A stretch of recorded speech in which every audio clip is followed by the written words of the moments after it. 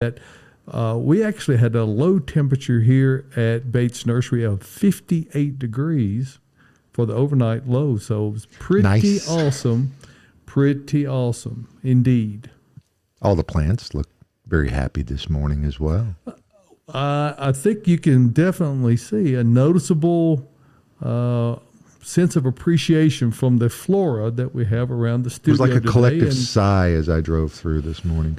Even hot weather plants like the crepe myrtles that are back in the corner back here behind me and behind Tyler over there, you can see they just look wonderful. They look appreciative of the temperatures that we're experiencing currently. And Mrs. Cary has her eye on that particular variety too. So. And speaking of Cary, we've got Caroline and Austin across the way. Yes. And say good morning to you guys. And, of course, Tyler right here with us on the set. And I mentioned him briefly, but I didn't formally introduce him. Tyler Blankenship, the guy who No makes worries, it everyone. all happen. I exist. Yay. Yes, yeah. And he has a way of making himself known, and we really have little control over that. So thank you, Tyler, and thank you, Austin and Caroline, for all being a part today. And as I mentioned earlier, we've got questions out there. We and do. Josh, Yes, I know we do. you're eagerly awaiting to answer questions. They might even be right once in a while.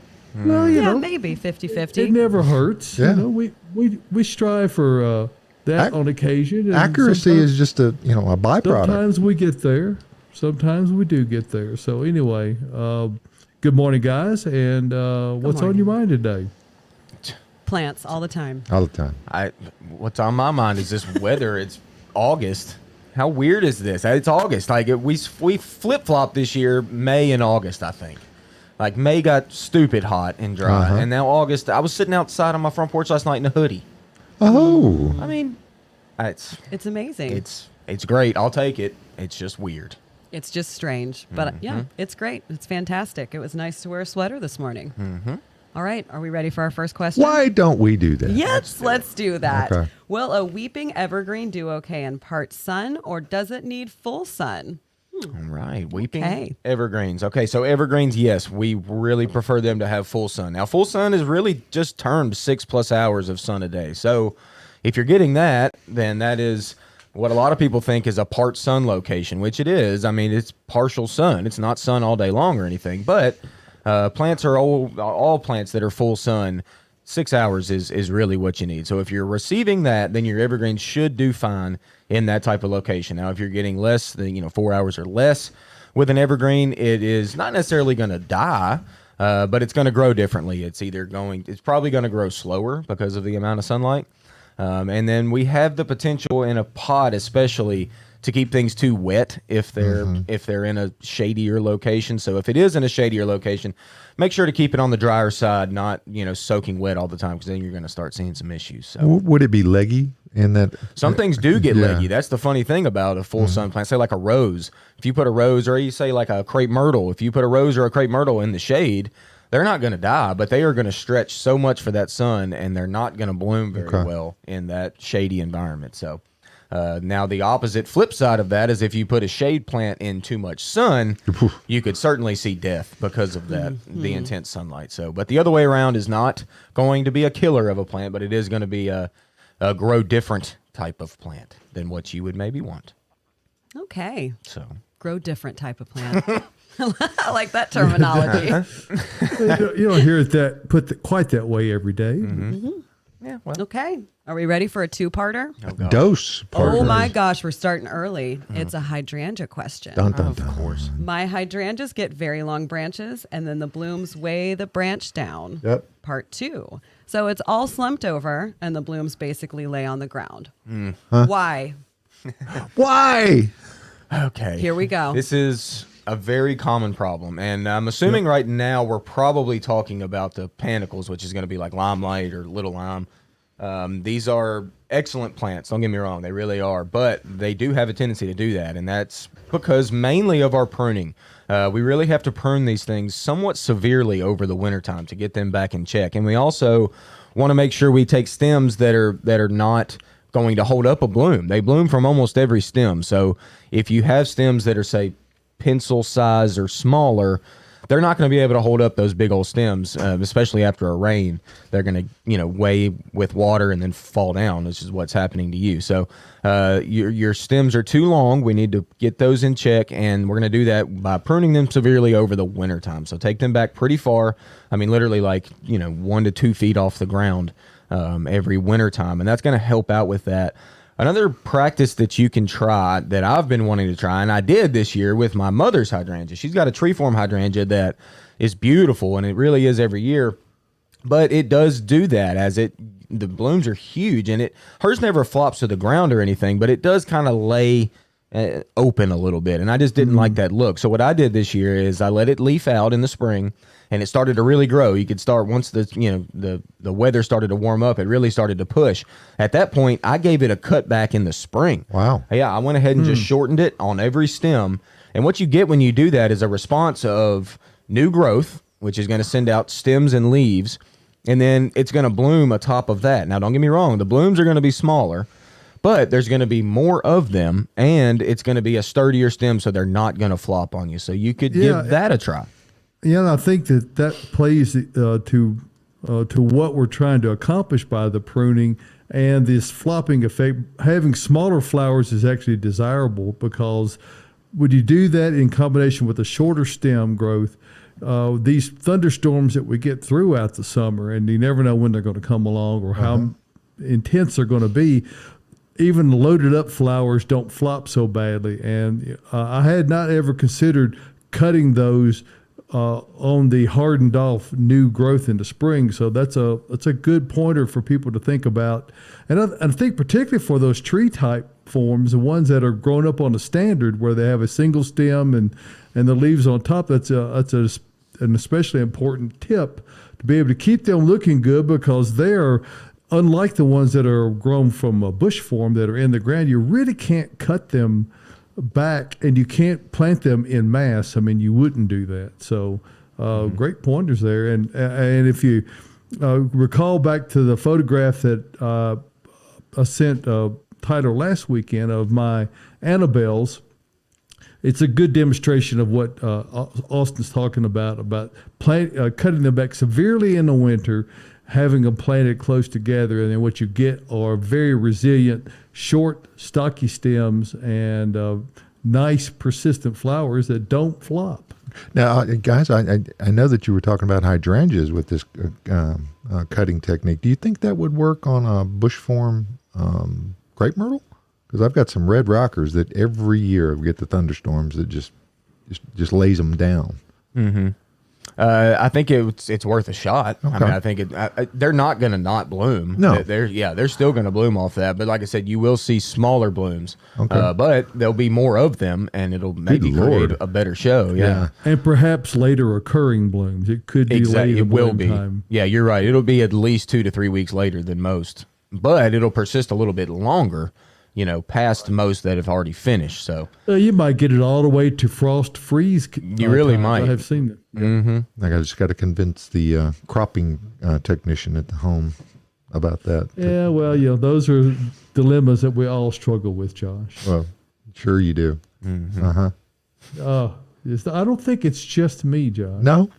You sure? Mm-mm. Oh, okay. No, there are debates about all manner of things. Which of the debates do you talk about? Good one, Josh. Yeah. Well, you know about it. Being a little punny this morning. So he has lots of fishing family too. You knew about them, right? His crankbaits and top water. Oh no! all of them. Uncle Jerk. I mean, come on. Back at the show, Caroline, I bet you have more man, I was going to let that one go. Okay, I do. Lots more questions. Do I have to prune? Yes. Sorry. David, I met your cousin Ree the other day. Oh, rebates. Yeah. He's always a popular guy, Tyler. He's, everybody likes rebates. Certainly. Live is great at a party, too, man. You should see him. Oh, my gosh. All right, here we go. Sorry, Caroline. We got to be careful where we go. Tyler, with if that, I could mute your microphone. Yeah, we don't want to go cut. It's okay. Don't worry we don't about want to talk about cut. Myself. Yeah, push your own mute button. Here we go. Third question. Do I have to prune annuals that aren't leggy, or will I really wish I had?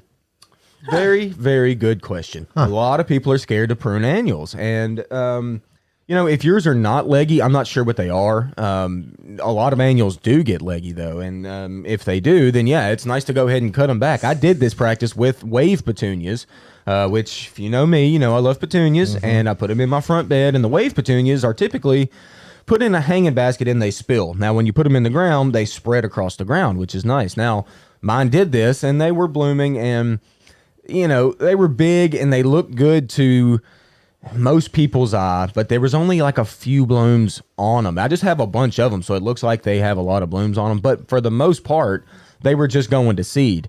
So I did need to go in and give them a cleanup. So I went and pruned them back severely, all the way back to the main crown of the plant, just leaving a little ball, a little circle of green. And I waited about 2 to 3 weeks, and now they are so much better than they were before. So yes, if you think they need a haircut and you feel like you should, and they're not blooming as much as you think they should be, then yes, give them a cutback. They will re-leaf and then they will re-bloom and bloom a lot longer throughout the season. So yes, I think that this is certainly good practice. But if your plants look good and they're not necessarily leggy, then let them be. That's kind of on you. But just say, don't be scared to prune your annuals, because they can certainly take it. They will bounce back just fine. And I think where people struggle the most with pruning annuals is there's little David popping up. You never know where he's going to pop up. Is the fact that people, when they really should do it, I mean, when it's most important is when you're first planting them. And people will buy these flats. Let's just say it's a Vinca periwinkle or impatiens or whatever. You really should take shears and cut the entire flat back. Cut every flower off of them before you ever plant them. And if you do that, the necessity for pruning them later pretty much gets mitigated, because you get a lot of heavy branching right off the get-go, but people are wanting the flowers immediately, and it just goes against everything that their instincts tell them to do. They really want to have immediate color, but if you can postpone that gratification of flowers for just a little bit, that will make things much better, and then you won't be thinking about pruning them later on, because they'll be thick and full this time of year, and you can and will enjoy them all the way up until the time you get ready to do the next difficult thing, and that's remove them and Snatch put 'em. pansies in. Okay. We got a question from Jenny on the Bates Facebook page. Does the oak leaf hydrangeas need to be pruned as much as the other hydrangeas? This depends. I guess I'll say that. I'm not sure what kind of plant you've got right now, how big it is, but oak leaf hydrangea in nature just gets big. It gets very big, y'all. Even the dwarf varieties, that's relative. Sorry. So Coffee drinking little Dave right there in the face. I almost had a sip of that coffee. He doesn't use sugar. Do you remember where you were now? Yeah. Oak leaf hydrangeas. That's yes. right, oak leaf hydrangea. So observe it. If it is too big for you in your spot, then yes, we're going to go certainly give it a cut. Now, we're going to do this over the wintertime. Right now, you can prune off dead flowers. That's just simply deadheading. That's just cleaning up the plant. We can do that within the season. That's totally fine. We're going to do our major pruning over the wintertime. So let's remove any dead or dying canes or anything that looks funky. Just Skanky. Nasty. Get rid of any stems that are yuck. Open up the center as much as we can. So let's get some of those branches that are on the interior crossing. We're going to remove those, and we're going to keep just nice, healthy plant, stems that are up. And you can shorten them to really almost any size. I know me and David have talked about this a couple weeks ago. You can, if a shrub has gotten out of hand on you and has gotten 10 feet tall, 10 feet wide, probably not 10 feet wide, maybe 6 feet wide, but still a very large growing shrub, and you want to just really get, you want to restart, if you will, you can clear cut that to the ground and let it regrow and, whole new canes from the ground. And it will certainly do this. You will not get a good bloom cycle that season. If anything, you may get a random bloom here or there, but you're not going to get much. So if you do want to have a bloom next season, a whole bloom cycle, then just shorten your plant. Don't take it to the ground, but just shorten it to a manageable level and get those stems cleaned up and open and airy, which is really what we want with almost any pruning. We have multiple dwarf cultivars of oak leaf hydrangeas at home, and I use the term dwarf with Lightly, air yeah. quotes. Yes, they're not really all that dwarf, and so consequently, you're really making a decision of whether you want flowers more or whether you want to have them in bounds more. Yeah. Because Josh, they get out of hand, as Austin was just mentioning, and you have to cut them back in order to get them back in bounds. So when you do that, you pretty much know you're going to sacrifice all flowers for the following season. That doesn't mean they're gone forever, but we choose, and I say we, it's really Renee she's the one who kind of wants to do that. And so when she cuts those back, they don't flower she just cut ours back here last month. So new growth has started to return, and that's really about right on cue because she did it at that time, say in mid-late July, the new growth that will follow will likely have flowers on them. So we will probably still get blooms.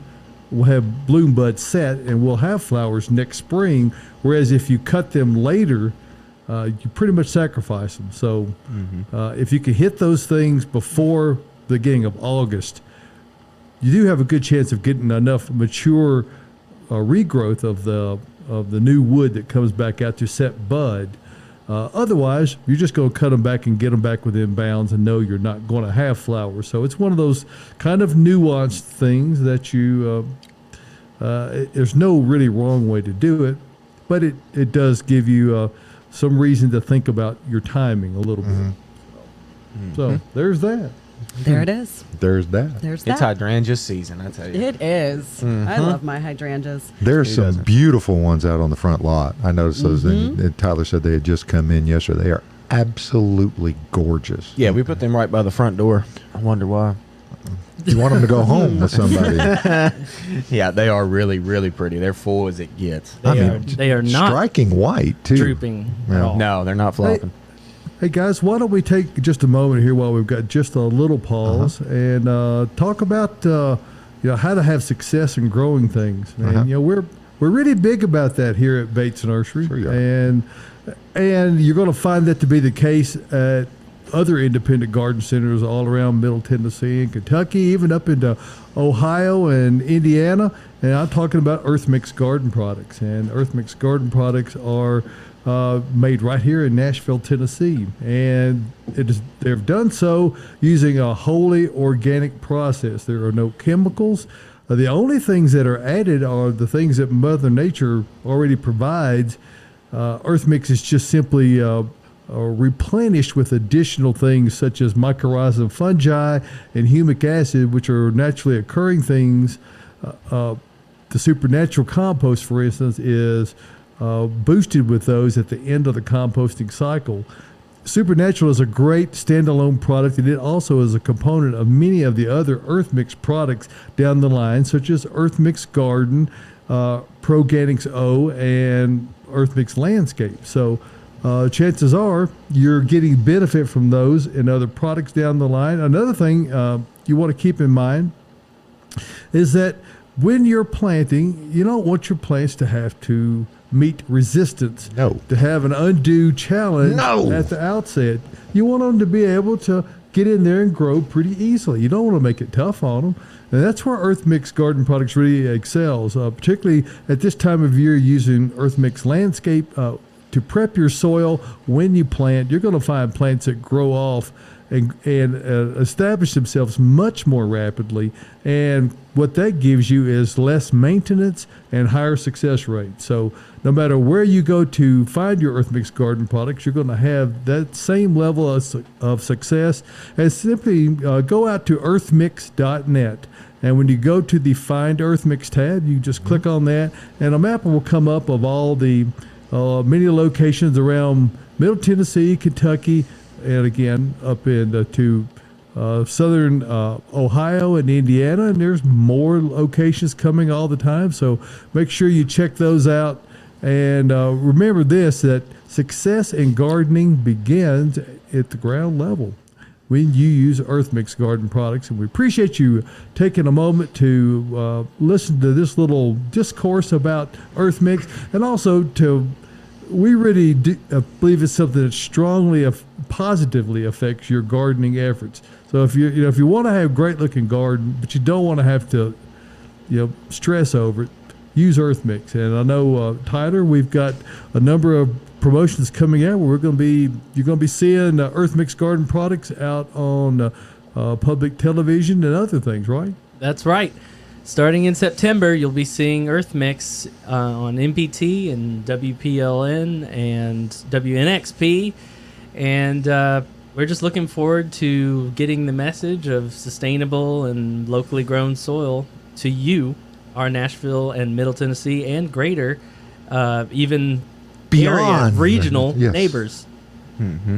So there you go, Earth Mix Garden Products. Check it out. Thank you, folks, for giving us a moment to talk about that. And let's go right back to Caroline. Oh. See if she can give herself a softball question. We know we haven't. I got one for her.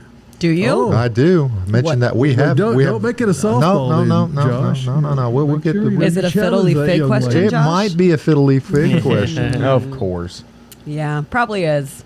Well, I do have a tree question up on deck right now. So Okay. let's get to that one. Any tips for successfully planting a tree in fall? Whew, dig a hole. Yeah. Put Dig some a earth hole, mix in put it. it in there. That's the start. That's the start. The first things first is good job planting in the fall. We really like to plant trees in the fall. I know I specifically do. I like to plant trees when they don't have any leaves on them. To be honest, that's the least stressful time for them to go in. Because So they're sleeping. they're sleeping. They're dormant. Yep. They don't need a ton of water at that point. It's nice to plant in the fall because the winter here is fairly moist, so you really don't have to water hardly at all over the winter, if at all. So yeah, I mean, no special tips really. Just besides, Here, I'll interrupt you for just a moment there, and because of all the things you just mentioned, fall is of course the traditional time, and for years there was never any option. Trees were grown in the ground; they had to be dug when they were dormant, so you had a fairly narrow window of fall opportunity. Even it was going to be late October at the earliest, probably before you planted. Fortunately, with today's technology, container grown plants, and that includes trees, really help broaden the window dramatically over when you can plant the trees. As a matter of fact, there is no window that is closed when you plant them. You can, because you don't cut any roots when you plant a container grown plant, At all. including trees. Yeah, at all. You simply dig the hole, prepare the soil, put them in there, and keep them watered. And that's the real benefit of planting in the fall, is that you're tending to get cooler and you're having more rain. So what that does is that kind of takes you off the hook a little bit with regard to how much maintenance you have to do and how mindful you have to be of it. Certainly when you're planting at this time of year, Josh, it is the onus is upon the planter to be able to keep it watered properly. yeah. Unless you've made other arrangements. Yeah, and I think I'll give you a really big tip, and this is where a lot of people mess up, and that's whenever they buy a plant or a tree or whatever it may be, they think they need to buy a bag of like potting soil with it, like Potting something for a soil. container. Yeah. No go, y'all. Don't do this. Now, David mentioned our Earth Mix garden product, which our garden blend, I think, is our best planting mix for a tree or a shrub, an in-ground scenario. It's the best. It has a lot of topsoil. It has a number of topsoil in it, but it also has all that other good stuff. But we need something a little bit more heavy, and that's why we sell our gardens as much as we do. We used to sell it as a premium topsoil blend, which it still is. We just call it garden. But it is a blend of topsoil and all that good stuff, but it holds water much better Yes, than it potting does. soil does. I know this because, I know this. My brother-in-law last year planted a tree, and he dug out all of his soil that he had in his area that he was going to plant in, and he went back with like a Miracle Grow product that was just potting soil. That hydrangea died almost immediately, and it was Everybody's because, got a brother-in-law like that, though, Austin. Come on. but it was only because he didn't have anything to hold water down there. Potting soil is made to drain very, very well. So that's a tip I can give you. Do not use that when you're doing an in-ground scenario. Now, we've got our garden right now. It's $6.99 a bag, y'all, $7, and it's going to help you out so much to incorporate that with the native soil that you have to help hold that water and plant trees with, especially large trees. Large trees need a lot of water, y'all. They really do. So That's You mean a you tip I can't can walk give you. out there and just put the hose on it and stand there 5 minutes and walk to the next one? Doesn't work that way. No, oh, you got to let it soak for a little You bit. got to let it soak. You got to Josh, soak that it. is about a perfect brother-in-law description in a nutshell. Everybody's got one, Here man. you've got a brother-in-law that is an expert horticulturalist. I mean, in the top of his field. Yes. And you go out on your own and you buy. He's smarter a than product you, that Austin. claims to be a miracle. Yeah. and it's not. So, Well, anyway, We're not knocking that particular product. It was just used improperly. It was. And now look, I love my brother-in-law, and he is much smarter than me. I'm gonna go ahead and tell you that. Horticulturally, But You're maybe better not. looking. Regardless. No, you're better Oh, looking. I'm certainly better looking. But anyway, shout out brother-in-law Eric.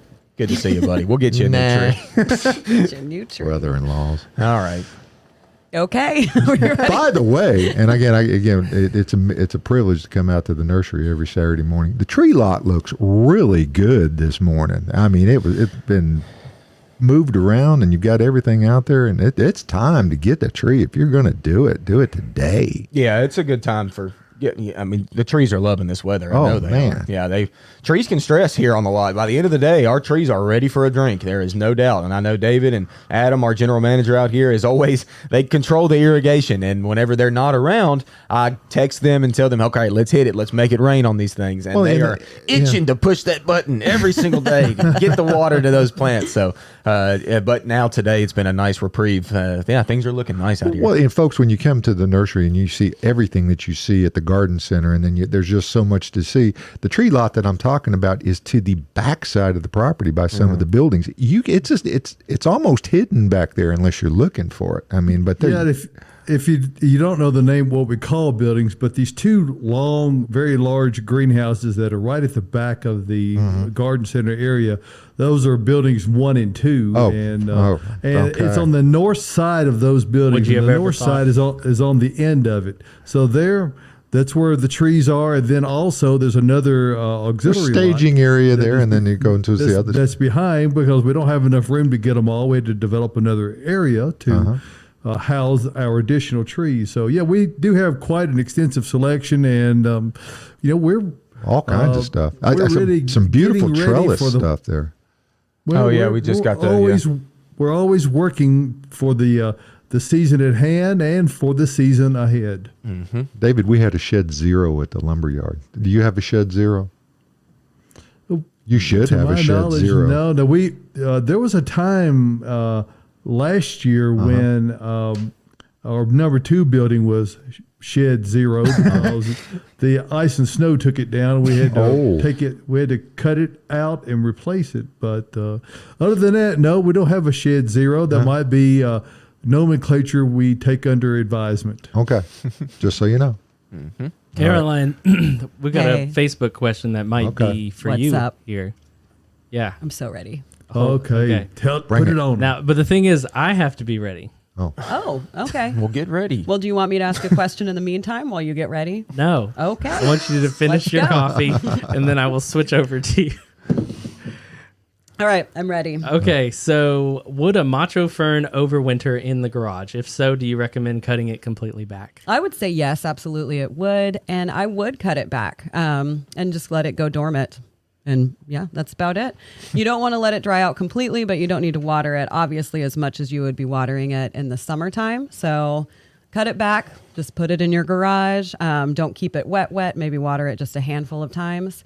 One thing you could do that we were talking about doing here, I'm not sure if we will or not, is separating all of it's Kimberly Queens that we had a lot of ferns left over. I think we only have 3 now, though. 3 left, David. 3 left. So we were talking about sawzawing them into quarters, putting them into pots, and then you could have, 4 Not gonna ferns happen. next year. So yeah, it's not going to happen for us this year. Maybe we'll have 1 and we can have fun with it.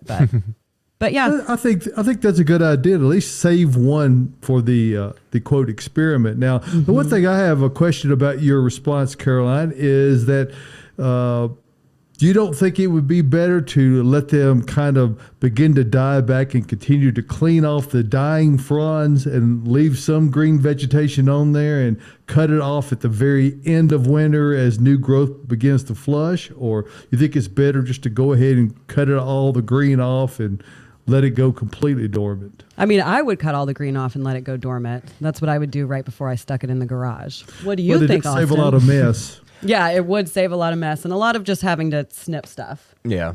I mean, I think both practices would be fine, honestly. I mean, cutting it true off and just letting it be is just going to keep them chill. They're not going to grow. And then you can, when weather warms in the spring, certainly just put them out in the open and let them just do their thing. And then, David, on your end, the same thing. If you want to just let them be green over the wintertime, that'll be fine. And then just prune back in the early spring before you set them out. So, honestly, I think both ways would be just fine with the macho. So if the They are the mas question- macho, after all. if the question asker has more than one, then they could maybe do a little experiment and try They it both should. ways and see which Yeah. way. And really, after all, that's what the gardening experience is all about. It's about the experience we acquire, and everybody's experience counts. Even though we all, except for Josh, do it professionally. Yeah, I do it for free. But even Josh does it with a professional approach, and that trial and error kind of process is what gives us all experience, and it's all beneficial. Now, the one question I would have now, again, garages are often used for parking cars. Now, it's not universal that that's the way things are, but if you're going to put this in the garage, you wouldn't want to put it up by the front door if, in fact, you're opening and closing it a bunch of times in the winter. You want to put it to the back of the corner and then close the door as fast as you can, I would think. You're not going to run off and just leave it on a 30-degree day or a 20-degree day, correct? Correct. I mean, Yeah. you don't want it to just stay. You don't want to get... It doesn't need to get too cold. It wants Yeah. to be sleeping comfortably. Okay. Yeah. But ferns are honestly a lot tougher than you think they are. Okay. There's a number of people that I know that keep like Boston ferns every single year, and they just keep them in their shed or whatever and let them just Right. lie dormant, sleepy time, and then put them back out in the spring after you cut them back, and they flush. It's amazing how much they flush. I mean, they look so They good do. after that Okay. clean haircut. Yeah. And to Caroline's point, as you're letting them go into dormancy, it's really important if you're going that route to allow them sufficient opportunity to dry. You don't want to keep them soaking wet while they're in that phase. They need to have some available moisture, but they'll rot if you keep them wet like you do during the growing season, because they're able to uptake all that moisture while they're growing. When they're dormant, sleeping during the winter, they cannot do that. Right. Yeah. They don't have all, their green leaves To flushed pull out up water, to pull yeah. up water. Yeah, exactly. And no light and no heat. So let them sleep.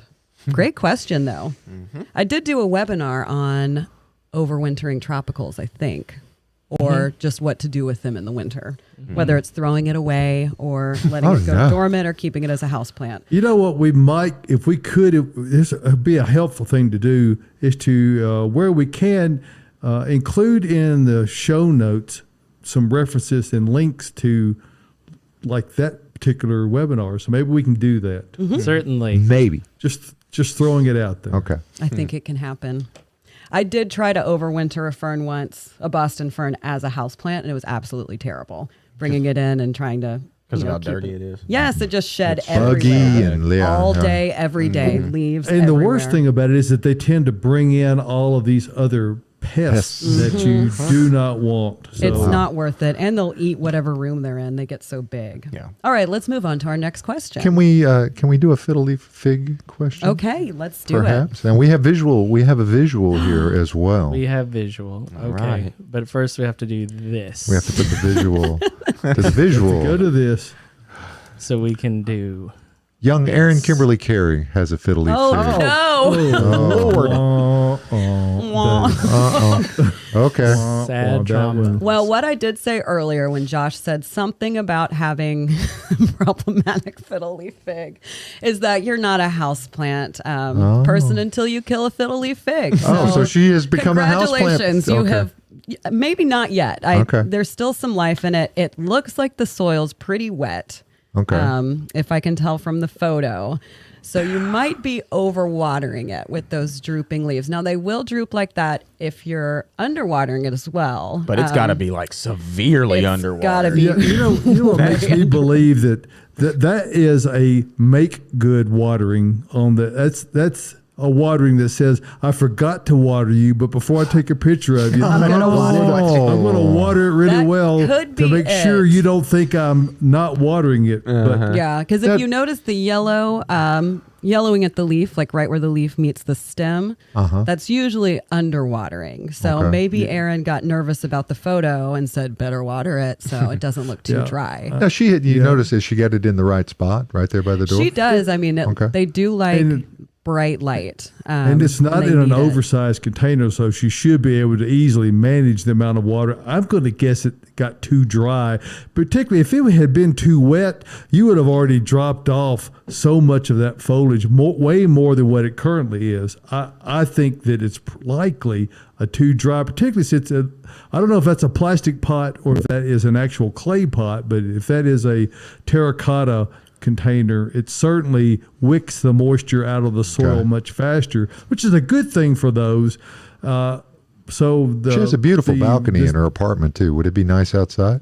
Yeah, if it's not getting a ton of like hot Okay. afternoon sun. Now, I have put a fiddle leaf outside that got full sun all day, but it was after I chopped it in half and took all the leaves off, which she could do with hers. So if it doesn't bounce back, I would just cut it like halfway down, remove all the leaves, and then it'll flush back out in a nice little canopy form. That's what I did with mine, and it did great in full sun.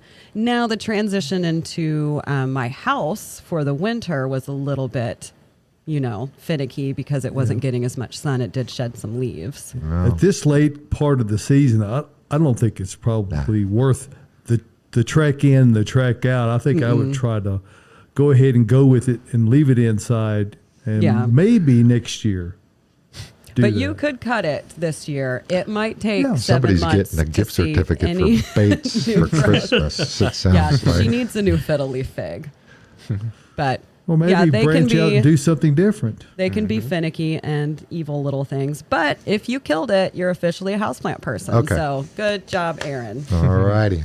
All right. Thank you for guys, your let's- response. Can I interrupt you for just a moment? And I guess let's if you talk. have to. Let me think about it. Yeah. Okay.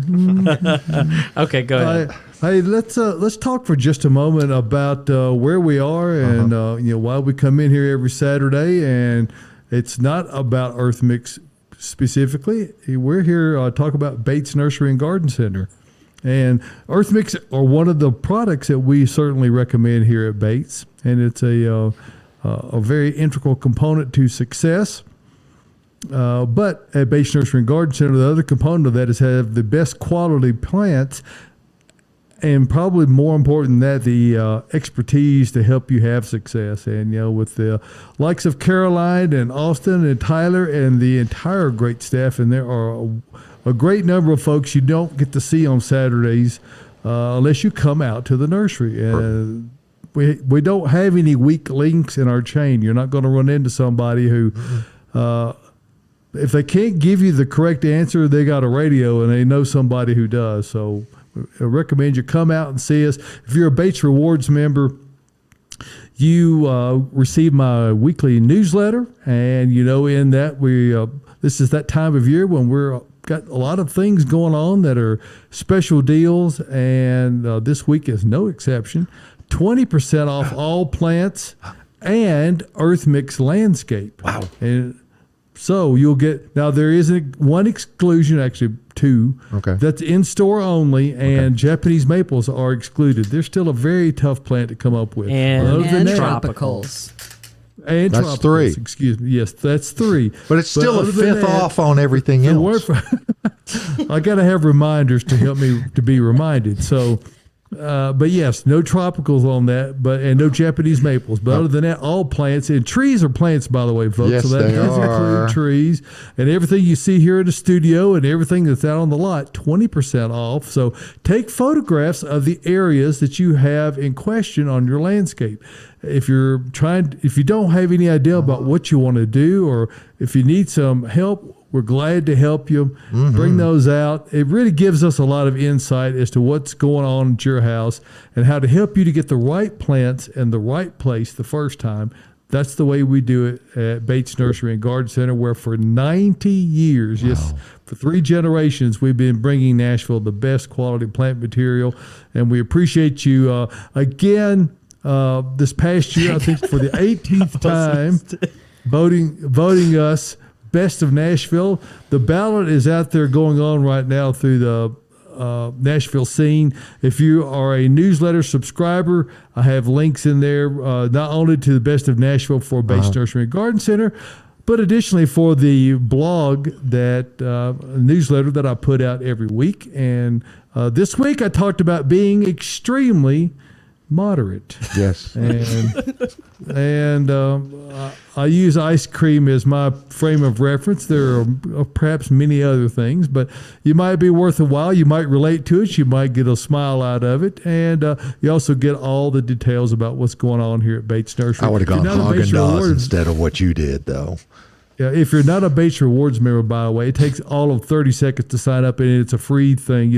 So it's worth what you pay for it. Yes. Trust me. And if you don't want the newsletter at some point, you can just unsubscribe. So there's no, you don't have to take that by any stretch. So come see us. We're conveniently located 1 mile north of Briley Parkway at exit 19 on Whites Creek Pike, which is just minutes from Rivergate, Opry Mills, Nashville West, downtown Nashville. And Josh will verify this. It is worth the drive no matter where you're coming from including anywhere, Smyrna. everywhere, all of Rutherford come see County. us. Yeah. Bates Nursery and Garden Center, beautifying Nashville since 1932, and we appreciate you giving us a moment to talk about that. So everything's a fifth off unless it's tropical or Japanese maple. Okay. And that's only in store. And you got to come down here to do it. Can't So do it on the website. So if you wanted to get the Lion Club Black-Eyed Susans, these are gorgeous, folks, I love them. aren't they? And balloon flowers. Austin really loves them.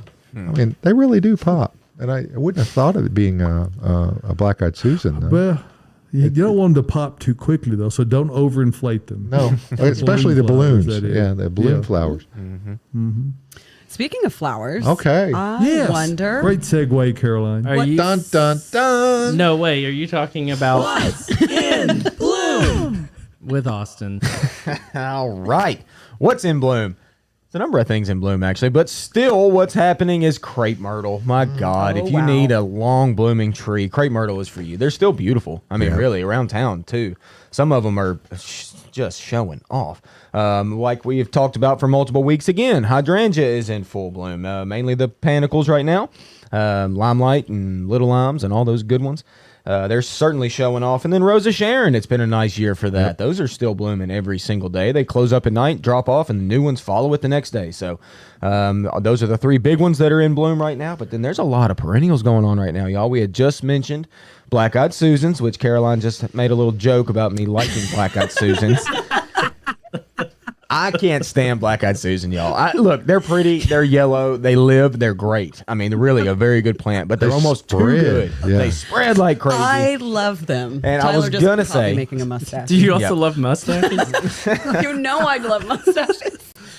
So Incredible. She's smelling of her new shampoo and conditioner because Yeah. she came on the set with wet hair today. So I know what she's up to. I'm also a fan of wearing mustaches. all right. Austin, we'll give it back to you. All Not that right. there's anything wrong with that. Yeah.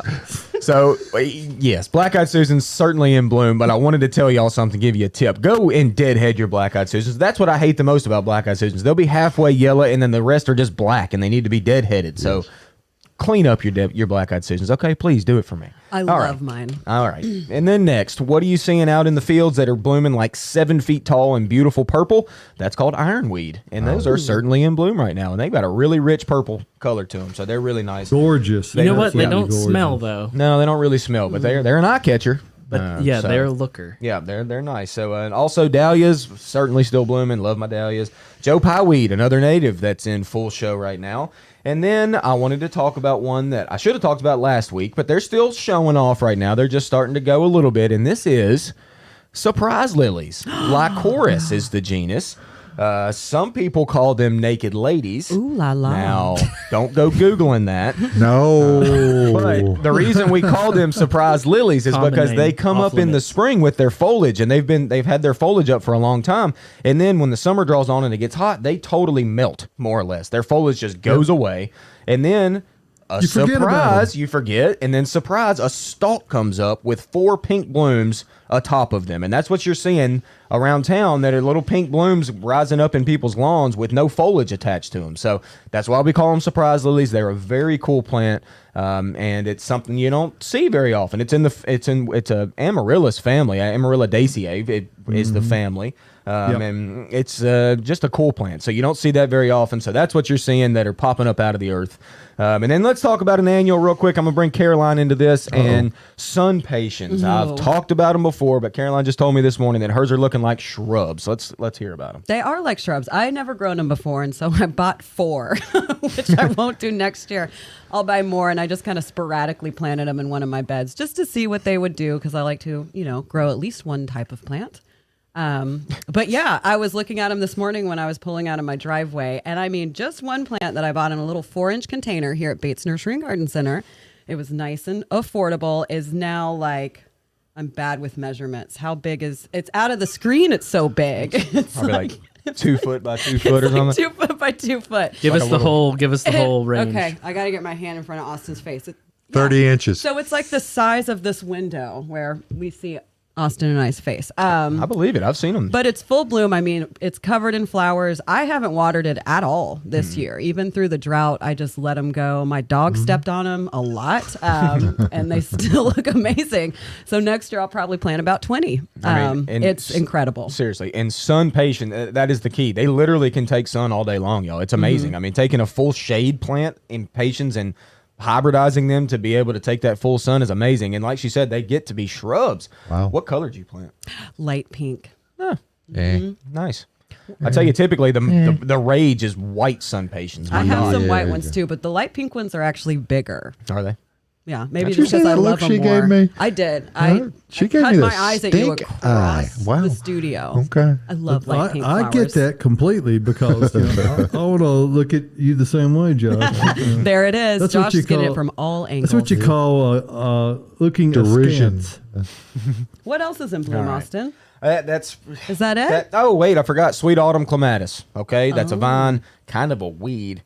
A little bit. It can kind of escape. It sends seeds out, and it can kind of pop up in areas you don't really want it to. But if you need a kind of a large growing vine up on a trellis that blooms white this time of year, that has a nice sweet fragrance, plant you a sweet autumn clematis, because they're a very vigorous growing vine that produces a lot of blooms, and they're just starting. So there you go. That's what's in bloom, people. Thank you, Austin. Bravo, bravo, bravo. Gorgeous. What have you got in the table in front of you? We've got a lot of shady stuff. gosh. So much shade over here. Caladium for one. Right. That Let's they talk put about together. The girls in the greenhouse The put together. ladies in the greenhouse They put did. these together. Yeah, so on my side, I actually took my favorite ones over here. So my side is a little prettier than Austin's. This is my favorite, Freckles. If you look at the leaf, it's got that red center where it's actually Watermelon thinner, Looks or like bubble watermelon plant, or bubble gum. Yeah, Yep. let's keep going with those names. There's one I think called, never mind. I might say something wrong. I don't want to embarrass myself in front of Okay. everybody. And then Too this late. one back here. You already caught me making a mustache on my face. You know, I have about 8 fake mustaches at home. I'm going to wear one day. I like this one. It reminds me of Halloween. It's a little bit spooky. Oh, are you scared right now, Josh and David? no. Oh. Austin, what do you have over there? I've got one called Restless Heart. Oh, It's whoa. restless. Look Gorgeous. at her. That's a pretty just classic caladium there. Oh, grow caladiums. God, they're I so love great. caladiums so You know what? much. If you're an avid gardener and if you're listening to this show, you probably are. Have fun with storing some caladium bulbs over the wintertime. Give it a shot, y'all. Let it get kind of chilly. Whenever the plants are starting to look a little rough, it's almost time for frost. Don't let it totally get hit by a freeze or a frost.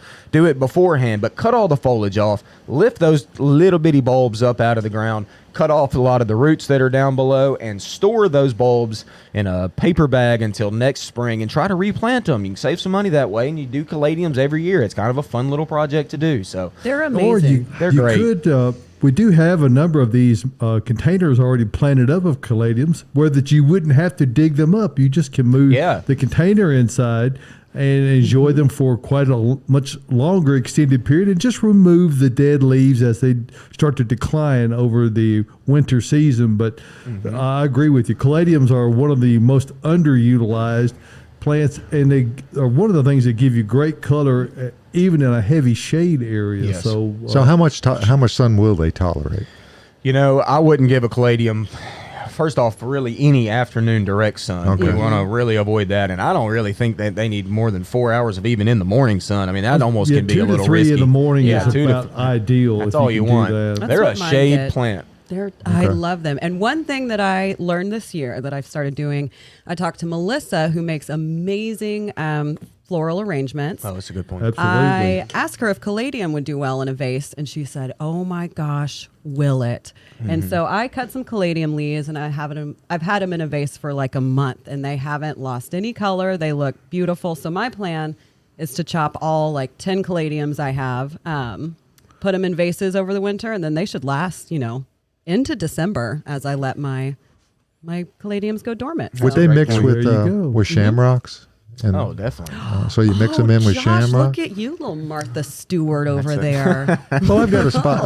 I've got one particular spot because the shamrocks, they tend to go away during the summer. So I'm just thinking that they're mixing some of those in with the shamrocks underneath the tree where they're at. I think it would be great. Josh, that's an excellent idea. Okay. It is. I'm 'Cause impressed. caladiums- That's your best idea you've ever had. Caladiums don't like even sun a at all, blind for sure. squirrel finds a nut every now and then. That's right. That's a blind hog, David. Okay. But you're right. The caladiums do not like the sun at all, but what they do like is the heat. They are Okay. totally fine. Once it gets warm is whenever they really jump. So they want warm shade. And Josh, yes, excellent idea. Put it with the shamrocks.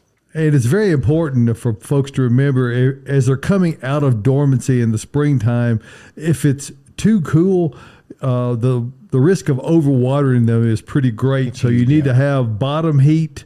If you had like a spot on top of the refrigerator or on top of the water heater where it was really warm, you could set them on top of that and supply bottom heat to them. And then once the little sprouts begin to emerge, then you can move them to light. They don't really need the sunlight at all until the new shoots begin to poke through the soil, and then you can go to light, and then they'll really put the show on.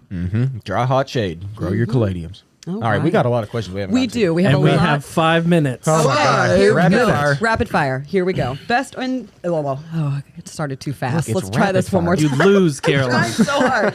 Best indoor houseplant for not a lot of light. You know what my favorite indoor houseplant is for shade? What? Aglaonema. And I have a good friend that showed me a picture of an aglaonema that's doing great. So it loves indirect light. I have one in north-facing window, so it doesn't get any direct sunlight. It grows like crazy. They're beautiful. And like caladiums, they have a lot of color in their leaves. So that's the interest, are the leaves and not the blooms. Nobody knows what aglaonema means. What's give them a common name. I Give don't 'em- know the common name. Butch. Butch is the Come out and get some That's butch the plants. common name now. But Okay. also Sansevieria snake plant and Spathiphyllum peace lily are two other great options. There are a lot out there, so come out and see us here at the nursery and we can walk you through. Here we go. Can I cut back my hydrangeas and butterfly bush in the fall as opposed to spring? Yes, most definitely. Let them go dormant. That's something we talk about each week. Let those deciduous flowering options that don't bloom in the early spring, like azaleas or something, those bloom later in the summer, so they're totally fine to go ahead and cut those back. Just let them drop their leaves first. That way we can see their stems and what we need to open up or remove or whatever. So give it a little bit of time and then go on and prune them. Don't forget about butterfly weed. I think it might be less conducive to pruning going into the winter because of the wet winters rotting the stems. And All right. Favorite part, sun blooming annuals and perennials for summer. Pinks and purples preferably. Oh my gosh, this is almost endless. You better Balloon start naming them. flowers. You We're better talking go about fast. annuals and perennials in Balloon in the flowers. shade of pink. There's so many. So I love many. bright eye phlox. Mine doesn't get a ton of sun, but enough sun to make it bloom, and it's pink and gorgeous and very tall. I like Vinca as a good summer annual. It lasts forever. I mean, a really good one for a lot of different shades of pink. But like I said, we have 20% off, y'all, on all of our plants, and even 75% off of our annuals still right now. So y'all come out and see us, and let's explore some options, and you can see what we got. There we go. I cut down a tree too close to the house, and it keeps growing. How to stop that? Keeps regrowing, it says. Oh, Thank you, Austin. Oh. for Well, that It's correction. probably probably a holly. Apollonia. It could be that. Root out the I bet it's a problem. holly, is my guess. And you almost cannot get rid of a mature holly when it's on the corner of the house if you just cut it. You're just making it mad because it's going to come right back.